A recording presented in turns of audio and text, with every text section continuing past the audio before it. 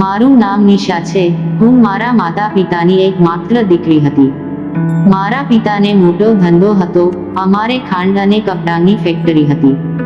મારે કોઈ ભાઈ ન હતો, તેથી હું મારા પપ્પા સાથે મળીને તમામ કામ સંભાળતી હતી.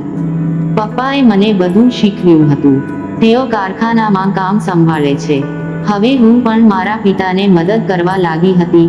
અચાનક એક દિવસ મારા પિતાએ કહ્યું કે દીકરા, હું વૃદ્ધ થઈ ગયો છું અને આ બધી મિલકત તને ટ્રાન્સફર કરવા માંગુ છું.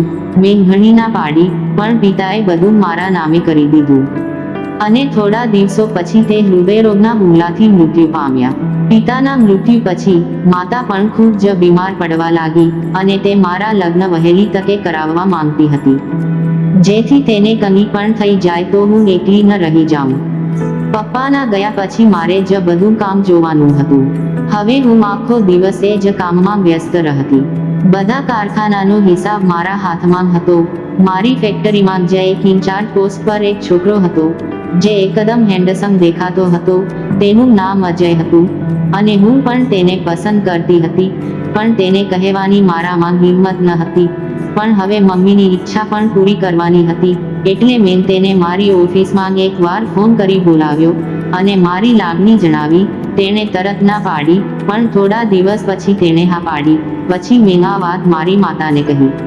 તે ખૂબ જ ખુશ હતી, પણ મેં અજય પાસેથી એક શરત રાખી કે લગ્ન સામાન્ય રીતે થશે અને અમારા લગ્નમાં તારા પરિવારમાંથી કોઈ નહીં આવે.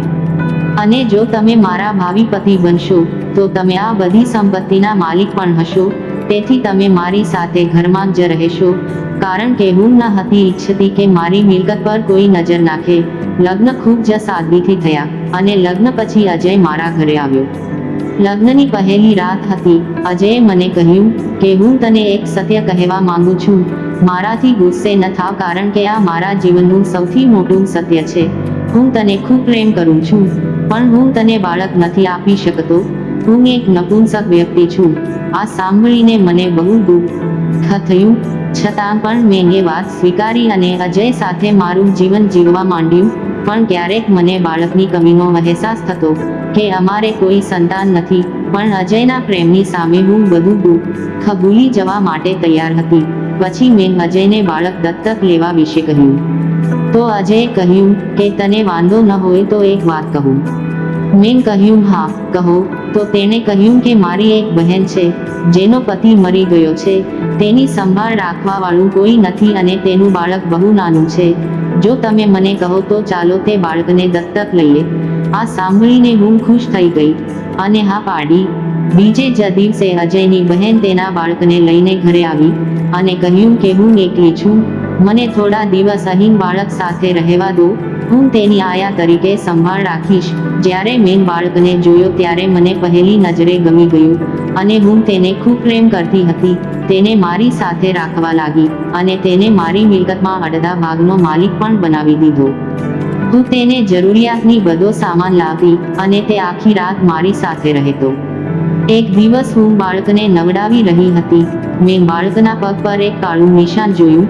અજયના પગ પર પણ આવું જ નિશાન હતું. શરૂઆતમાં મને થોડી શંકા ગઈ, પણ પછી મેં તેની અવગણના કરી. પરંતુ થોડા સમય પછી મને કંઈક કાળું લાગ્યું, કારણ કે જ્યારે પણ બાળક રાત્રે રડે ત્યારે અજય તેને તેની બહેનના રૂમમાં લઈ જતો. ત્યારે બાળક ચૂપ થઈ જતું અને અજય પણ ત્યાં જ સૂઈ જતો. હું એક દિવસ અજયને શોધતી હતી. અજય, તમે ક્યાં છો? અવાજ આવ્યો. હું મારી બહેન સાથે બેઠો છું. તમે જમવાનું બનાવો. મેં જમવાનું બનાવ્યું અને અચાનક મારા મગજમાં આવ્યું, મને પણ તેની સાથે બેસીને જમવા દો. હું તેના રૂમની નજીક પહોંચી કે તરત જ મેં અજયનો અવાજ અને તેની બહેનનો અવાજ સાંભળ્યો કે હવે થોભો, તમે ગઈકાલે રાતથી ત્રીજી વખત આવું કરી રહ્યા છો. જો તમારી બીજી પત્ની આવશે તો તમે શું કરશો? એટલામાં જ મને અજયનો જોર જોરથી હસવાનો અવાજ સંભળાયો. અરે, તે પાગલ છે. તેની પાસે બાળક માટે જ સમય નથી. જો આપણા બાળકને આટલી મોટી કંપનીનો માલિક કેવી રીતે બનાવવામાં આવ્યો છે અને આપની લાઈફ પણ સેટ થઈ ગઈ છે. જ્યાં પહેલા આપણે નાની નાની વસ્તુઓ માટે તડપતા હતા, હવે જો આપની પાસે કેટલીય લક્ઝરી સુવિધા છે, હવે મારું સ્ટેટસ જોઈને બધા કારખાનાના કામદારો મને બોસ કહીને બોલાવે છે, બધા મને સલામ કરે છે અને મારા નામે આટલી મિલકત છે, મારી પાસે શું નથી? આજ સુધી પેલી પાગલને સ્પર્શ પણ કર્યો નથી. હું ફક્ત તને પ્રેમ કરું છું. એક દિવસ હું તેના નામની બધી ફેક્ટરીઓ પર કબજો કરી લઈશ. તું ફક્ત મજા કર અને આરામ કરો. આ બધી વાતો સાંભળીને મારા પગ નીચેથી જમીન સરકી ગઈ એવું લાગ્યું અને હું વિચારવા લાગી કે હે ભગવાન, મારી સાથે આટલી મોટી છેતરપિંડી થઈ છે. પછી મેં તેમને પાઠ ભણાવવાનો પ્લાન બનાવ્યો. સૌ પ્રથમ મેં મારા વકીલને બોલાવ્યા. વકીલ સાથે વાત કરી કે મારે કાયદેસર રીતે બાળકને મારું પોતાનું દત્તક લેવું છે અને મેં અજયને આપેલી તમામ મિલકત મારા નામે ટ્રાન્સફર કરવાની છે. તમે બધા દસ્તાવેજો તૈયાર કરો. જે પણ પૈસા ખર્ચાશે તે તમને મળી જશે. વકીલે એક અઠવાડિયામાં આ બધા દસ્તાવેજો બનાવી દીધા અને કહ્યું કે આ દસ્તાવેજોમાં કેટલીક જગ્યાએ અજયની સહી લેવામાં આવશે. મેં કહ્યું ઠીક છે, હું અજયની સહી લઈ લઈશ. કાલ સુધીમાં હું સહીઓ લઈને તમને બધા દસ્તાવેજો આપું છું.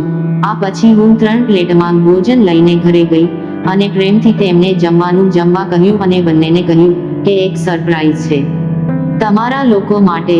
તો અજયે કહ્યું, જલ્દી મને કહો કે શું વાત છે? મેં કહ્યું કે હું બધી મિલકત તમારા નામે ટ્રાન્સફર કરી રહી છું. હું બીજી ફેક્ટરી ખોલી રહી છું. હું તેની બધી જવાબદારી લઈશ. તમે આ કારખાનાઓનું સંચાલન કરશો. મારી આ વાત સાંભળીને બંને જણા મનમાં હસી પડ્યા. એ થેલીઓમાં મીઠાઈ અને ભોજનનો ડબ્બો હતો.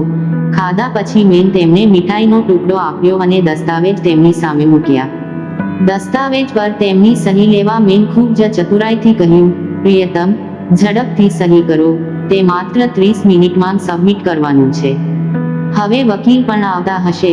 હવે અજય એક હાથે રસગુલ્લા ખાતો હતો અને બીજા હાથે બધા કાગળો પર સહી કરતો હતો. તે મિલકતના લોભમાં એટલો આંધળો થઈ ગયો હતો કે તેના પર શું લખ્યું હતું તે વાંચવું પણ જરૂરી સમજ્યું ન હતું. સહી કરાવી લીધા પછી મેં તરત જ તમામ દસ્તાવેજો વકીલને સોંપી દીધા. તેઓ ઘરે પહેલેથી જ પહોંચી ગયા હતા. તેણે બધા દસ્તાવેજો બરાબર તપાસ્યા અને કહ્યું કે હા, બધું બરાબર છે. તે પછી મેં અજયના ગાલ પર થપ્પડ મારવાનું શરૂ કર્યું. તે એકદમ ચોંકી ગયો. તેને કંઈ સમજાયું નહીં અને મેં તેને અપશબ્દો બોલતા થપ્પડ મારવાનું શરૂ કર્યું. ઘણી બધી વાતો કહી. તેની સામે સત્ય બહાર આવ્યું. આ બધું સાંભળીને અજય અને તેની જૂઠી બહેનનું પર્દાફાશ થયું અને મેં બંનેને કહ્યું કે તરત જ આ ઘર છોડી દો.